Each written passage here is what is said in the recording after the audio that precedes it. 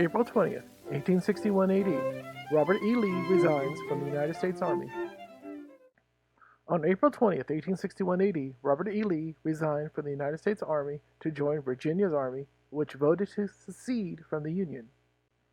President Lincoln asked his advisor, Francis Blair, to offer Lee the command of the Union Army, and he replied, "Mr. Blair, I look upon secession as anarchy. If I owned the 4 million slaves of the South, I would sacrifice them all to the Union. But how can I draw my sword against Virginia, my native state?"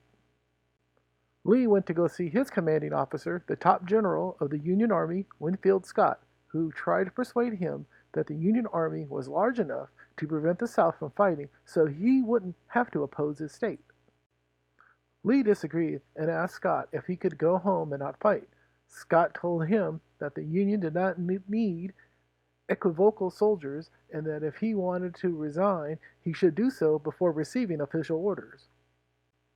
Before leaving, Scott, a Virginian himself, told Lee that "you have made the greatest mistake of your life." To avoid dishonor and shame, Lee resigned on April 20th. 2 days later, he was invited to the Richmond Convention, and they elected him commander of the Virginia State Forces and presented him with George Washington's sword.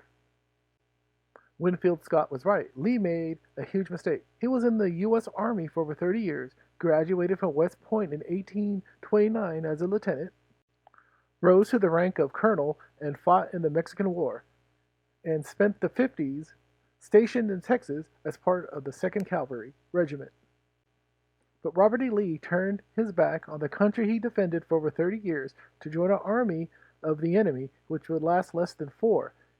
His conflicting views on slavery, viewing it as a necessary evil while trying to whitewash his personal views before he died, Lee fought for the state of Virginia's right for slavery and ruined his own career.